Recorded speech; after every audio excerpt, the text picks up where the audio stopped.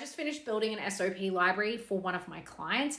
Let me give you the 5 steps I follow every single time I do one of these so that you can follow these for your business and not spend the next 6, 8, 12 months writing an SOP library. Let me save you some time. Let's go. Number 1, we want to decide on an SOP template. So we want to make sure that we're using the same consistent formatting across the business for all of our SOPs. Every SOP template looks a little bit different. You know what it looks like. It has things like purpose, title, who's involved, how often we're reviewing it, the steps, all of that. But if I can just tell you 2 things to make sure that you include inside your template, it's these. Number 1, your decision-making framework. So anything that requires a decision from the person completing that task, how are they making those decisions? I see this missed in SOPs all the time.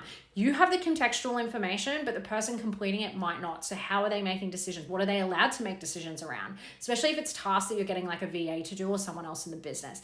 The second thing is escalation frameworks.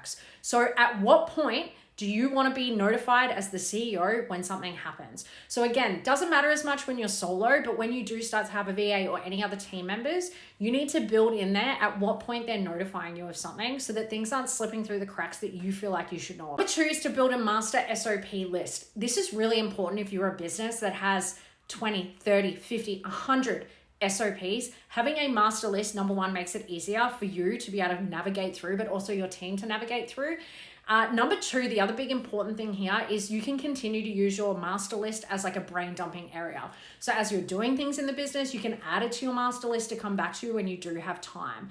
So the other thing as well is if you're a business that splits your SOPs up into different categories and they're saved in different folders, having them all in the master list just makes it way easier for people to be able to find them. Number 3, this is more important if you are someone who's starting your SOP library from scratch. We want to focus on our client delivery processes first and then move to any other critical work before we build out other things. Obviously, if you do something once a fucking month in your business, that is not as important as critical tasks that need to happen in the business every day or things that need to happen around your clients or anything like that. So make sure that we're being smart when we're writing our SOP library, that we're prioritizing the critical work first before building everything else. Number 4, now this is where we start to use some automation. So rather than you writing the SOP from scratch, what I recommend that you do is get on Zoom, get on Loom, whatever you want to use, do a video of you doing the task. Now, it is really important that you're actually spelling out exactly what you're doing, explaining what you're clicking on, where you're going, all of that stuff. And then after that, I want you to drop the transcript into ChatGPT, Claude, whatever you use, and drop your SOP template in there as well and get it to write it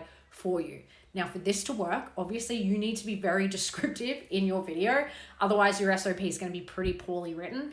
But this is a great starting point of getting everything out of your head and getting AI to write it for you, and will save you a bunch of time. And lastly, you're going to get someone outside of the business or the team to review the SOP and see if it makes sense to them, see if they can do the task. Because this is the other number 1 thing I see so much with SOPs.